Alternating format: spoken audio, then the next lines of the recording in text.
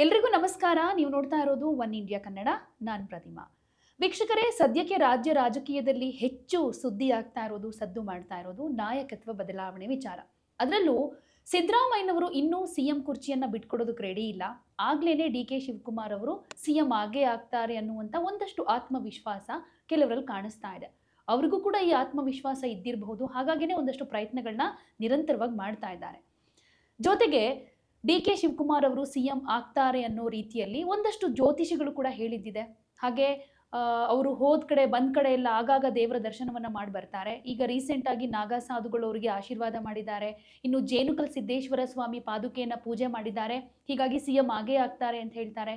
ಇನ್ನು ಅವರ ಅಭಿಮಾನಿಗಳೆಲ್ಲ ಗಿಳಿಶಾಸ್ತ್ರ ಆಗಿರ್ಬೋದು, ಹುಲಿಗೆಮ್ಮ ದೇವಿ ಆಗಿರ್ಬೋದು, ಇವರ ಮೂಲಕವಾಗಿ ಸಿಎಂ ಆಗೇ ಆಗ್ತಾರೆ ಡಿ.ಕೆ. ಶಿವಕುಮಾರ್ ಅನ್ನುವಂಥ ವಿಚಾರ ಬೆಳಕಿಗೆ ಬರ್ತಾ ಇದೆ.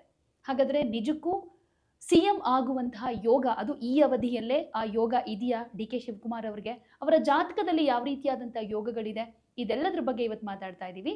ಈ ವಿಚಾರಗಳನ್ನ ತಿಳಿಸ್ಕೊಡೋದಕ್ಕೆ ನಮ್ಮ ಜೊತೆ ಇದ್ದಾರೆ ಖ್ಯಾತ ಜ್ಯೋತಿಷಿಗಳು, ಪ್ರತ್ಯಂಗಿರ ದೇವಿಯ ಆರಾಧಕರು, ಹಾಗೆ ಭಾರತೀಯ ಸಂಪ್ರದಾಯ ಟ್ರಸ್ಟ್ನ ಅಧ್ಯಕ್ಷರಾಗಿರೋ ಡಾಕ್ಟರ್ ಮಹರ್ಷಿ ಗುರುಗಳು. ನಮಸ್ತೆ ಗುರುಗಳೇ, ಕಾರ್ಯಕ್ರಮಕ್ಕೆ ಸ್ವಾಗತ. ನಮಸ್ತೆ ಅಮ್ಮ. ಹರೇ ಶ್ರೀನಿವಾಸ. ಎಲ್ಲರಿಗೂ ಸಹ ನಮಸ್ಕಾರಗಳು. ಗುರುಗಳೇ, ನೀವು ಕೂಡ ನೋಡ್ತಾ ಇದ್ದೀರಾ, ರಾಜ್ಯದಲ್ಲಿ ಸಿಎಂ ಬದಲಾವಣೆ ಆಗುತ್ತೆ, ಡಿ.ಕೆ. ಶಿವಕುಮಾರ್ ಅವರು ನೆಕ್ಸ್ಟ್ ಸಿಎಂ ಅನ್ನೋ ರೀತಿಯಲ್ಲೇ ಒಂದಷ್ಟು ಬೆಳವಣಿಗೆಗಳಾಗ್ತಾ ಇದೆ. ಬಟ್ ಆಗುತ್ತೋ ಇಲ್ವೋ ಗೊತ್ತಿಲ್ಲ, ಪ್ರಯತ್ನಗಳಂತೂ ಡಿ.ಕೆ. ಶಿವಕುಮಾರ್ ಅವ್ರ ಕಡೆಯಿಂದ ಆಗ್ತಾ ಇದೆ.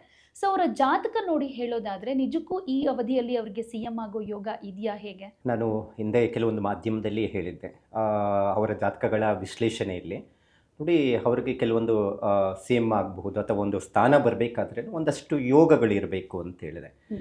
ಬುಧಾದಿತ್ಯ ಯೋಗ ಆಗ್ಬೋದು, ಶಶಿಮಂಗಳ ಯೋಗ ಆಗ್ಬೋದು, ಗಜಕೇಸರಿ ಯೋಗ ಅನ್ನುವಂಥದ್ದಿದೆ. ಮತ್ತು ಅದರಲ್ಲಿ ಪ್ರಮುಖವಾಗಿ ಒಂದು ಸ್ಥಾನ ಬರಬೇಕಾದ್ರೆ ಚತುರ್ಸಾಗರ ಯೋಗ ಇರಬೇಕು ಅಂತ ಹೇಳಿದೆ. ಸೊ ಅಂತಹ ಯೋಗಗಳು ಸ್ಥಾನದಲ್ಲಿ ಇದ್ದಾವೆ. ಆದರೆ ಅವರ ಜಾತಕದಲ್ಲಿ ಗ್ರಹಗಳ ಫಲಗಳು ಹೇಗಿದೆ ಅನ್ನುವಂಥದ್ದನ್ನು ನಾವು ಮೊದಲಿಗೆ ತಿಳ್ಕೊಳ್ಳೋಣ. ಅವರು ಹುಟ್ಟಿರುವಂಥದ್ದು 15 ಮೇ ತಿಂಗಳು 62ನೇ ಇಸ್ವಿಯಲ್ಲಿ ಹುಟ್ಟಿರುವಂಥದ್ದು. ಸೊ ಇದು ಲೆಕ್ಕಾಚಾರದಲ್ಲಿ ನಾವು ನೋಡೋಕ್ಕೆ ಹೋದರೆ ಅದರಲ್ಲಿ ಮೇಷ ಲಗ್ನದಲ್ಲಿ ಜನನ ಆಗಿರುವಂಥದ್ದು, ವೃಷಭ ರಾಶಿ ಬರುತ್ತೆ. ಈ ಯಾವುದೇ ಒಂದು ಜಾತಕಗಳನ್ನು ಪರಿಶೀಲನೆ ಮಾಡಬೇಕಾದ್ರೆ ತ್ರಿಕೋಣದಲ್ಲಿರುವಂಥ ಗ್ರಹಗಳು ಮತ್ತು ಕೇಂದ್ರದಲ್ಲಿರುವಂಥ ಗ್ರಹಗಳು ಒಬ್ಬ ಮನುಷ್ಯನ ಉತ್ತುಂಗಕ್ಕೆ ಕರೆದುಕೊಂಡು ಹೋಗುವಂಥದ್ದು. ಇವತ್ತು ಒಂದು ಬಿಸ್ನೆಸ್ ಮಾಡ್ತಾ ಇದ್ದಾರೆ, ಒಂದು ವೃತ್ತಿಯಲ್ಲಿದ್ದಾರೆ, ಒಂದು ಒಳ್ಳೆಯ ವಿದ್ಯಾಭ್ಯಾಸ ಮಾಡಿದ್ದಾರೆ ಅಥವಾ ಒಳ್ಳೆಯ ಸ್ಥಾನದಲ್ಲಿದ್ದಾರೆ ಅಂತ ಹೇಳಿದ್ರೆ ಕೇಂದ್ರದಲ್ಲಿರುವಂಥ ಗ್ರಹಗಳು ಒಬ್ಬ ಮನುಷ್ಯನಿಗೆ ಉತ್ತಮವಾದಂಥ ಸ್ಥಾನಕ್ಕೆ ಕರ್ಕೊಂಡು ಹೋಗುತ್ತೆ ಅನ್ನುವಂಥದ್ದನ್ನು ಒಂದು ಜ್ಯೋತಿಷ್ಯ ಶಾಸ್ತ್ರದಲ್ಲಿರುವಂಥ ಒಂದು ಲೆಕ್ಕಾಚಾರ ಅಂತ ಹೇಳುತ್ತೆ.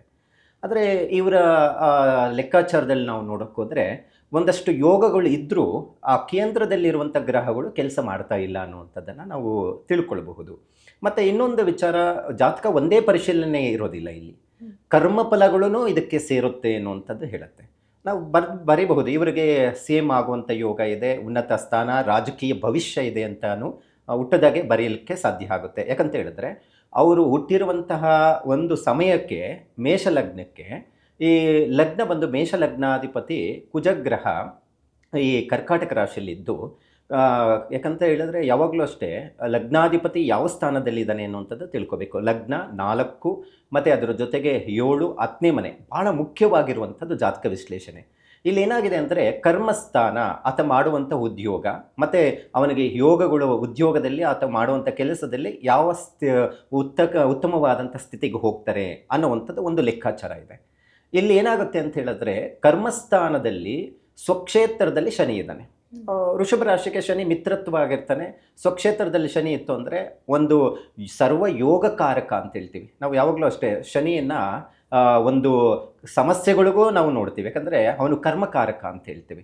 ಯಾವಾಗ ಕರ್ಮಕಾರಕ ಮಕರ ರಾಶಿಯಲ್ಲಿ ಇದ್ದಂಥ ಸಂದರ್ಭದಲ್ಲಿ ಅವನಿಗೆ ಉತ್ತಮವಾದಂಥ ಸ್ಥಾನಫಲ ಪ್ರಾಪ್ತಿ ಆಗುತ್ತೆ ಅನ್ನುವಂಥದ್ದನ್ನು ಜಾತಕವನ್ನು ವಿಶ್ಲೇಷಣೆ ಮಾಡುವಾಗ ನಾವು ತಿಳ್ಕೊಳ್ಳೋದಕ್ಕೆ ಸಾಧ್ಯ ಆಗುತ್ತೆ. ಅದರಲ್ಲಿ ಒಂದು ಮೈನಸ್ ಪಾಯಿಂಟ್ ಏನಪ್ಪ ಅಂತ ಹೇಳಿದ್ರೆ, ಇಲ್ಲಿ ನಾವು ತಿಳ್ಕೊಳ್ಳುವಂಥದ್ದು ಕರ್ಮಸ್ಥಾನದಲ್ಲಿ ಶನಿಯ ಜೊತೆ ಗುರು ಇದ್ದಾನೆ ಅನ್ನುವಂಥದ್ದು. ಗುರು ಮತ್ತು ಶನಿ ಸಂಯೋಗ ಆಯಿತು ಅಂತ ಹೇಳಿದ್ರೆ ಒಂದು ನ್ಯಾಯಾಧಿಪತಿ ಆಗ್ತಾರೆ, ಅಥವಾ ಒಂದು ರಾಜಕೀಯದಲ್ಲಿ ಉನ್ನತ ಸ್ಥಾನದಲ್ಲಿ ಒಂದು ಸರಿಮಾರ್ಗವನ್ನು ತೋರಿಸುವಂತಹ ವೃತ್ತಿಯಲ್ಲಿ ಜೀವನವನ್ನು ಮಾಡ್ತಾರೆ ಅನ್ನುವಂಥದ್ದು.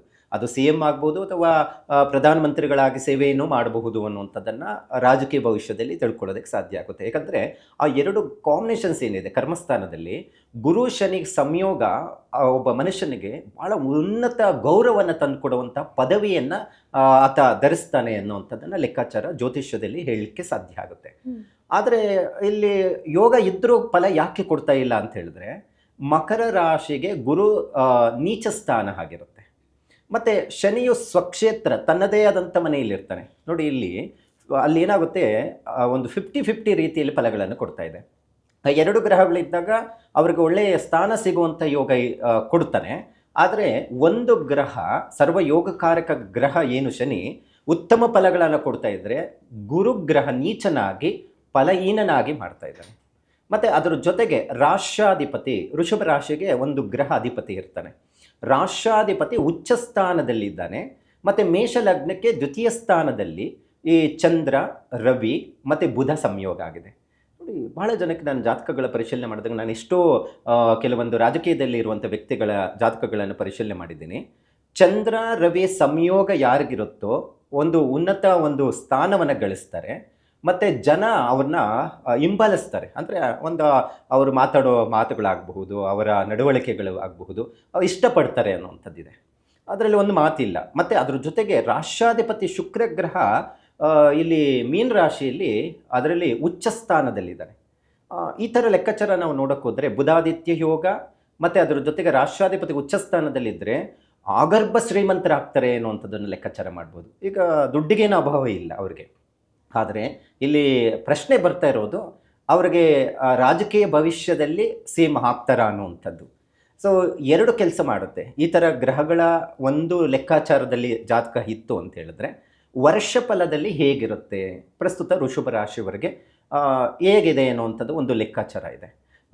ಗುರು ಬದಲಾವಣೆ ನಾವು ಹಿಂದೆ ಮಾತನಾಡುವಾಗ ನಾವು ನೋಡಿದ್ವಿ. ಇನ್ನು ಮತ್ತೆ ಗುರು ವೃಷಭ ರಾಶಿಗೆ ದ್ವಿತೀಯ ಸ್ಥಾನಕ್ಕೆ ಬರಬೇಕು ಅಂತ ಹೇಳಿದ್ರೆ, ಕರ್ಕಾಟಕ ರಾಶಿಯಿಂದ ಮಿಥುನ ರಾಶಿಗೆ ಬರಬೇಕಂದ್ರೆ ಡಿಸೆಂಬರ್ 5ನೇ ತಾರೀಕು ಬದಲಾವಣೆ ಆಗ್ತಾ ಇದೆ.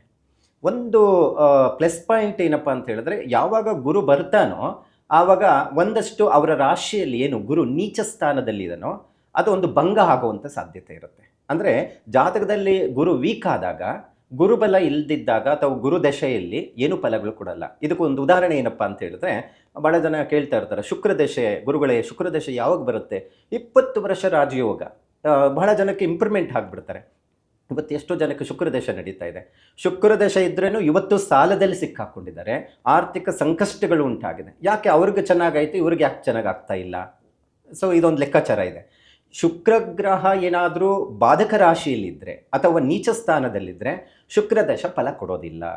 ಸೊ ಇಲ್ಲಿ ಡಿ ಕೆ ಶಿವಕುಮಾರ್ ಜಾತಕವನ್ನು ವಿಶ್ಲೇಷಣೆ ಮಾಡುವಾಗನೂ ಇದನ್ನು ನಾವು ನೋಡಬೇಕಾಗುತ್ತೆ. ಇಲ್ಲಿ ಶುಕ್ರನ ಪಾತ್ರ ಇಲ್ಲಿ ಬರೋದಿಲ್ಲ. ಶುಕ್ರ ರಾಷ್ಟ್ರಾಧಿಪತಿ ಉಚ್ಚ ಸ್ಥಾನದಲ್ಲಿದ್ದಾರೆ, ಅದರಲ್ಲಿ ಯಾವುದೇ ಲೋಪದೋಷ ಇಲ್ಲ, ಒಳ್ಳೆ ಫಲಗಳನ್ನು ಕೊಡ್ತಾ ಇದ್ದಾನೆ.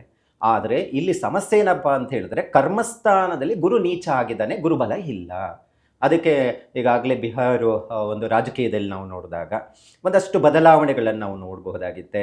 ಮತ್ತು ಕಾಂಗ್ರೆಸ್ ಹಿನ್ನಡೆ ಆಗಿರುವಂಥದ್ದು ಇದು ಒಂದು ಅವರಿಗೆ ಭಾರಿ ಹೊಡೆತ ಆಗಿರೋದ್ರಿಂದ ನಮ್ಮ ಕರ್ನಾಟಕದಲ್ಲಿ ಒಂದಷ್ಟು ಖಾತೆಗಳ ಬದಲಾವಣೆ ಆಗಬಹುದು, ಸಿ ಎಂ ಬದಲಾವಣೆ ವಿಚಾರದಲ್ಲಿ ಒಂದಷ್ಟು ಹಿಂದಕ್ಕೆ ಹೋಗಿರುವಂಥದ್ದು ಘಟನೆಗಳನ್ನ ನಾವು ನೋಡ್ತಾ ಇದ್ದೀವಿ.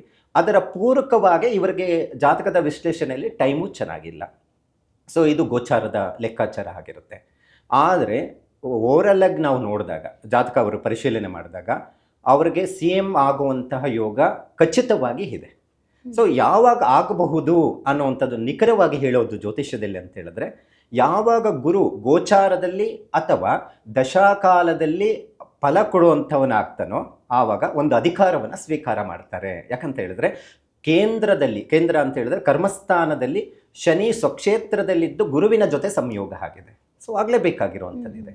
ಸೊ ಹಾಗಾಗಿ ಜ್ಯೋತಿಷ್ಯದಲ್ಲಿ ಒಂದಷ್ಟು ಲೆಕ್ಕಾಚಾರದಲ್ಲಿ ನಾವು ನೋಡೋಕೆ ಹೋದ್ರೆ ಇವಾಗ ನೀವು ಹೇಳಿದ್ರಿ ಡಿಸೆಂಬರ್ನಲ್ಲಿ ಒಂದು ಬದಲಾವಣೆ ಆಗುತ್ತೆ, ಗುರು ಬದಲಾವಣೆ ಅಂತ. ಆಮೇಲೆ ಆದ್ರೂ ಸಿ ಎಂ ಆಗೋ ಚಾನ್ಸ್ ಸಿಗ್ಬಹುದಾ ಅಂತ? ಯಾಕೆಂದ್ರೆ ನವೆಂಬರ್ ಕ್ರಾಂತಿ ಅಂತ ಹೇಳ್ತಿದ್ರು, ಕ್ರಾಂತಿಗಾಗಿ ನವೆಂಬರ್ನಲ್ಲೇ ಒಂದಷ್ಟು ಡೆವಲಪ್ಮೆಂಟ್ ಆಗ್ತಾ ಇದೆ. ಅದರ ರಿಸಲ್ಟ್ ಡಿಸೆಂಬರ್ನಲ್ಲಿ ಸಿಗುತ್ತಾ ಅಂತ? ನಾನಷ್ಟು ರಾಜಕೀಯದಲ್ಲಿ ವಿಚಾರದಲ್ಲಿ ಆ, ಕೆಲವು ವ್ಯಕ್ತಿಗಳಿಗೆ ನಾನು ಹೇಳಿದೆ, ನೋಡಿ ನಿಮಗೆ ರಾಜಕೀಯ ಭವಿಷ್ಯ ಚೆನ್ನಾಗಿದೆ, ಇವತ್ತು ಎಷ್ಟೋ ಖಾತೆಯಲ್ಲಿದ್ದಾರೆ, ಒಳ್ಳೆ ಸ್ಥಾನದಲ್ಲಿರುವಂಥದ್ದು, ನಾವು MLA ಆಗ್ಬೋದು, MP ಆಗ್ಬೋದು, ನಾವು ನೋಡ್ತಾ ಇದ್ದೀವಿ. ಯಾಕಂದರೆ ಭಾಳ ಜನ ಜಾತಕ ಪರಿಶೀಲನೆ ಮಾಡಿದಾಗ ಇವರು ಹಾಗೆ ಆಗ್ತಾರೆ ಅನ್ನುವಂಥದ್ದಿದೆ. ನನ್ನ ಒಂದು ಜ್ಯೋತಿಷ್ಯದ ಲೆಕ್ಕಾಚಾರದಲ್ಲಿ ನಾವು ನೋಡೋಕೆ ಹೋದರೆ ಅವ್ರಿಗೆ ಯೋಗ ಇದೆ, ಹಾಗೆ ಹಾಕ್ತಾರೆ ಅನ್ನುವಂಥದ್ದನ್ನು ಜ್ಯೋತಿಷ್ಯ ಶಾಸ್ತ್ರದಲ್ಲಿ ಹೇಳ್ಬೋದು. ಸಿದ್ದರಾಮಯ್ಯ ಅವರು ಏನೇ ಹೇಳ್ಬೋದು, ಇಲ್ಲ ನಾನು 5 ವರ್ಷ ಇರ್ತೀನಿ ಅಂತ ಹೇಳಬಹುದು, ಅಥವಾ ಇಲ್ಲ ನಾನು ಇನ್ನೂ ಈ ಸೇವೆಯಲ್ಲೇ ಮಾಡ್ತೀವಿ ಅವ್ರ ಬೆಂಬಲಿಗರೆಲ್ಲ ಹೇಳಬಹುದು. ಆದರೆ ಒಬ್ಬ ವ್ಯಕ್ತಿಗೆ ಯೋಗ ಇದ್ದಾಗ, ಆ ಗುರು ಬಲ ಬಂದಾಗ ಯಾರೂ ನಿಲ್ಸಕ್ಕಾಗೋದಿಲ್ಲ, ಹಾಗೇ ಹಾಕ್ತಾರೆ ಅನ್ನುವಂಥದ್ದು ಹೇಳ್ಬೋದು. ಇದೇ ಆಮೇಲೆ ಮಾತನ್ನ ಗುರುಗಳೇ, ಈಗ ನೀವು ಹೇಳಿದ್ರಿ ಯೋಗ ಇದೆ ಅಂತ. ಈಗ DK ಶಿವಕುಮಾರ್ ಅವರು ಎಷ್ಟೊಂದು ದೈವ ಭಕ್ತರು, ಪೂಜೆ ಪುನಸ್ಕಾರ, ಜ್ಯೋತಿಷ್ಯ ಇದನ್ನೆಲ್ಲ ಎಷ್ಟು ಚೆನ್ನಾಗಿ ನಂಬ್ತಾರೆ. ಸೊ ಒಂದಷ್ಟು ಪೂಜೆಗಳಾಗಿರ್ಬೋದು, ಬೇರೆ ಬೇರೆ ಕಡೆಗೆ ಹೋಗಿ ಎಲ್ಲ ಬೇರೆ ಬೇರೆ ರಾಜ್ಯದಲ್ಲಿ ಅಲ್ಲಿನ ದೇವಸ್ಥಾನಗಳಿಗೆ ಹೋಗಿ ಒಂದಷ್ಟು ಪೂಜೆ ಮಾಡೋದಾಗಿರ್ಬೋದು, ಹೋಮ ಹವನ ಮಾಡೋದಾಗಿರ್ಬೋದು, ಏನೇನು ಜಾತಕದಲ್ಲಿ ದೋಷ ಇದೆ ಅದನ್ನು ಪರಿಹಾರ ಮಾಡ್ಕೊಳ್ಳೋಕ್ಕೆ ಏನೇನು ಮಾಡಬೇಕು ಎಲ್ಲ ಮಾಡ್ತಾ ಇದ್ದಾರೆ. ಆ ಯೋಗ ಪ್ರಾಪ್ತಿ ಆಗೋದಕ್ಕೆ ಏನೇನು ಪೂಜೆಗಳನ್ನ ಮಾಡಬೇಕು ಅದೆಲ್ಲವನ್ನೂ ಕೂಡ ಮಾಡ್ತಿದ್ದಾರೆ. ಆದರೂ ವಿಳಂಬ ಆಗ್ತಾ ಇದೆಯಲ್ಲ, ಯಾಕೆ ಅಂತ? ನೋಡಿ, ಒಂದು ಜ್ಯೋತಿಷ್ಯ ಅಂತ ಬಂದಾಗ ಕರ್ಮಗಳು ಸೇರಿಕೊಳ್ಳುತ್ತೆ. ಸೊ ನಾನು ಏನೋ ಅವ್ರು ಕರ್ಮ ಮಾಡಿದ್ದಾರೆ ಅಥವಾ ಏನೋ ತೊಂದರೆ ಮಾಡಿದ್ದಾರೆ ಅಂತ ಹೇಳಲ್ಲ. ಕೆಲವು ಮಾಡಿರುವಂಥ ನೊಂದಿರುವಂಥ ವ್ಯಕ್ತಿಗಳ ಪ್ರಭಾವ, ಅವರ ನೋವುಗಳನ್ನು ಒಂದಷ್ಟು ಒಳ್ಳೆ ಸಮಸ್ಯೆಗಳು ಬರ್ಬೋದು. ಈ ಸ್ತ್ರೀ ನಿಂದನೆಗಳಾಗಬಹುದು ಅಥವಾ ಸ್ತ್ರೀ ದೋಷಗಳಿರುವಂಥದ್ದು. ನಾನು ಹಿಂದೆನೋ ಒಬ್ಬ ರಾಜಕೀಯ ವ್ಯಕ್ತಿಗೆ ಹೇಳಿದ್ದೆ, ಸ್ತ್ರೀ ದೋಷ ಇದೆ, ಸಮಸ್ಯೆಗಳು ಬರುವಂಥದ್ದಿದೆ ಅಂತ. ನಾನು ಹಿಂದೆನೋ ಕೆಲವೊಂದು ಮಂಡ್ಯ ನಾವು ಎಲೆಕ್ಷನ್ ಆದಾಗನೂ ನೋಡಿ ಇವರೇ ಗೆಲ್ತಾರೆ ಅಂತ ನಾನು 10 ವರ್ಷದ ಹಿಂದೆನೇ ಹೇಳಿದ್ದೆ, ಅವರೇ ಗೆದ್ದರು. ಸೊ ಈ ಲೆಕ್ಕಾಚಾರದಲ್ಲಿ ನಾವು ನೋಡೋಕೋದ್ರೆ ಇವತ್ತು ನಾನು ಹೇಳ್ತೀನಿ, ಇನ್ನು 5 ವರ್ಷ ಆಗಲಿ DK ಶಿವಕುಮಾರ್ ಜಾತಕದಲ್ಲಿ ಸೇಮ್ ಆಗುವಂಥ ಯೋಗ ಇದೆ. ಸೊ ಅದರಲ್ಲಿ ಒಂದು ಮಾತಿಲ್ಲ. ಆದರೆ ಯಾಕೆ ಅವ್ರಿಗೆ ಆಗ್ತಾ ಇಲ್ಲ ಈಗ ಪ್ರಸ್ತುತ ಅಂತ ಹೇಳಿದ್ರೆ, ಒಂದು ವರ್ಷಫಲ ಅವ್ರಿಗೆ ತೊಂದರೆ ಕೊಡ್ತಾ ಇದೆ. ಎರಡನೇದು, ವರ್ಷಫಲಕ್ಕೆ ತೊಂದರೆ ಕೊಡೋದಕ್ಕೆ ಪೂರಕವಾಗಿರುವಂಥ ಗ್ರಹ ಗುರು ವೀಕ್ ಆಗಿರುವಂಥದ್ದು, ಅದಕ್ಕೆ ಸಂಬಂಧಪಟ್ಟಂಥ ಪೂಜೆಗಳನ್ನು ಮಾಡ್ತಾ ಇರೋದು ನಾವು ನೋಡ್ತಾ ಇದ್ದೀವಿ. ಆದರೆ ಕರ್ಮಫಲಗಳು ಅನ್ನುವಂಥದ್ದು ಯಾವುದಾದ್ರೂ ಇತ್ತು ಅಂತ ಹೇಳಿದ್ರೆ ಅಲ್ಲೆಲ್ಲೋ ಒಂದು ಕಡೆ ಫಲಗಳು ಕೊಡೋದಿಲ್ಲ ಅಂತ ಹೇಳುತ್ತೆ. ನಾವು ಒಂದು ಬೃಹತ್ ಜಾತಕ ಅಂತ ಒಂದಿದೆ, ಅದರಲ್ಲಿ ಒಬ್ಬ ವ್ಯಕ್ತಿಗೆ ಬಹಳ ರಾಜಯೋಗವನ್ನು ತಂದು ಕೊಡುವಂತಹ ಯೋಗಗಳು ಇರುತ್ತೆ. ಅದರಲ್ಲಿ ಇವರಿಗೂ ಚತುರ್ಸಾಗರ ಯೋಗ ಇದೆ, ಅದರಲ್ಲಿ ಬಹಳ ಉತ್ತಮ ಸ್ಥಾನಕ್ಕೆ ಹೋಗುವಂಥ ಯೋಗ. ಅದು ಕೆಲಸ ಮಾಡ್ತಾ ಇಲ್ಲ ಅಂತ ಹೇಳಿದ್ರೆ, ಈ ಪೂರ್ವ ಪ್ರಯೋಗ ಉತ್ತರ ಪ್ರಯೋಗ ಗ್ರಂಥಗಳಲ್ಲಿ ಮತ್ತು ಕೆಲವು ಬೃಹತ್ ಜಾತಕದಲ್ಲಿ ಬಹಳ ಉಲ್ಲೇಖ ಮಾಡಿರುವಂಥದ್ದು ಒಂದಿದೆ. ಯಾರು ಪಿತೃಗಳ ಕಾರ್ಯಗಳನ್ನು ಮಾಡಿಲ್ವೋ ಅಥವಾ ಯಾರಿಗೆ ಕೆಲವೊಂದು ಹಿರಿಯರ ಅನುಗ್ರಹ ಇಲ್ವೋ ಅಂಥವರಿಗೆ, ಅಥವಾ ಸ್ತ್ರೀ ದೋಷ ಅಥವಾ ಯಾವುದಾದ್ರೂ ದೋಷಗಳು ಇತ್ತು ಅಂತ ಹೇಳಿದ್ರೆ, ಅದು ಸಾಮಾನ್ಯ ದೋಷಗಳು ಫಲಗಳು ಏನೂ ಅಷ್ಟು ತೊಂದರೆ ಕೊಡೋದಿಲ್ಲ. ಒಂದು ನೊಂದು ಏನಾದರೂ ಶಾಪಗಳನ್ನು ಹಾಕಿದ್ರೇನು ಅದೇನಾಗುತ್ತೆ, ಅದು ಫಲಗಳನ್ನು ಕೊಡದಿರ ಹೋಗುವಂಥದ್ದಿರುತ್ತೆ. ಯೋಗಗಳು ಇದ್ದರೂ ಫಲಗಳು ಕೊಡೋದಿಲ್ಲ ಅನ್ನುವಂಥದ್ದು ಶಾಸ್ತ್ರದಲ್ಲಿ ಹೇಳುತ್ತೆ. ಹಾಗಾಗಿ ಇವರ ಜಾತಕದ ಪ್ರಕಾರದಲ್ಲಿ ನೋಡೋಕೆ ಹೋದರೆ ಇವರು ಮಾಡಿರೋ ಪೂಜೆ ಪುನಸ್ಕಾರಗಳಾಗ್ಬೋದು, ಎಲ್ಲ ಕರ್ಮಗಳು ಕಳೆದೋಗ್ಬಿಟ್ಟಿರುತ್ತೆ ಅನ್ನುವಂಥದ್ದನ್ನು ಇಲ್ಲಿ ಲೆಕ್ಕಾಚಾರ ಮಾಡಬಹುದು. ಒಟ್ಟಾರೆ ಜಾತಕ ಲೆಕ್ಕಾಚಾರದಲ್ಲಿ ನಾವು ನೋಡೋಕ್ಕಾದ್ರೆ ಒಂದಷ್ಟು ಸಮಸ್ಯೆಗಳು ವರ್ಷಫಲದಲ್ಲಿ ತೊಂದರೆ ಕೊಡ್ತಾ ಇದೆ ಹೊರತು ಅವರಿಗೆ ಸೇಮ್ ಆಗುವಂತಹ ಯೋಗಗಳು, ಮುಖ್ಯಮಂತ್ರಿಗಳಾಗಿ ಕೆಲಸ ಮಾಡುವಂಥ ಯೋಗ ಖಚಿತವಾಗಿ ಜಾತಕದಲ್ಲಿ ಇದೆ. ಸೊ ನಾವು ಇಲ್ಲಿ ಕುತ್ಕೊಂಡು ಮಾತಾಡ್ತಾ ಇದ್ದೀವಿ, ಸೇಮ್ ಆದಾಗ ಕರೆಕ್ಟ್ ಗುರುಗಳೇ ನೀವು ಹೇಳಿದ್ರಿ ಅನ್ನುವಂಥದ್ದು ಮಾತು ಬರಲೇಬೇಕು. ಯಾಕಂತ ಹೇಳಿದ್ರೆ ಅಷ್ಟು ಯೋಗ ಅವರಲ್ಲಿ ಜಾತಕದಲ್ಲಿ ಇದೆ. ನಾನು ಹಿಂದೇನು ಒಂದು ವರ್ಷದ ಹಿಂದೇನು ಮಾತನಾಡುವಾಗ ಕೆಲವು ಮಾಧ್ಯಮಗಳಲ್ಲಿ ಹೇಳಿದ್ದೆ, ನೋಡಿ DK ಶಿವಕುಮಾರ್ ಅವರಿಗೆ ಸೇಮ್ ಆಗುವಂಥ ಯೋಗ ಇದೆ, ಅವ್ರ ಜಾತಕದಲ್ಲಿ ಇದೆ ಅನ್ನುವಂಥದ್ದು. ಇವ್ರಿಗೆ ಬಂದಿರೋ ಪ್ರಾಬ್ಲಮ್ ಅಂದರೆ ಗುರು ದಿಢೀರ್ ಬದಲಾವಣೆ ಆಯಿತು. ಅಂದರೆ ಪರಮೋಚ್ಚ ಸ್ಥಾನಕ್ಕೆ ಹೋದ, ಮಿಥುನ ರಾಶಿಯಿಂದ ಕರ್ಕಾಟಕ ರಾಶಿಗೆ ಹೋದ. ಅಲ್ಲಿ ಏನಾಗಿದೆ, ಲಗ್ನಾಧಿಪತಿ ನೀಚನಾಗಿರುವಂಥ ಸ್ಥಾನದಲ್ಲಿ ಅಲ್ಲಿ ಬಲಹೀನನಾಗಿ ಗುರು ಹೋಗಿರೋದ್ರಿಂದ ವೃಷಭ ರಾಶಿಯವರಿಗೆ ಫಲ ಕೊಡದಿರ ಹೋಗಿದೆ.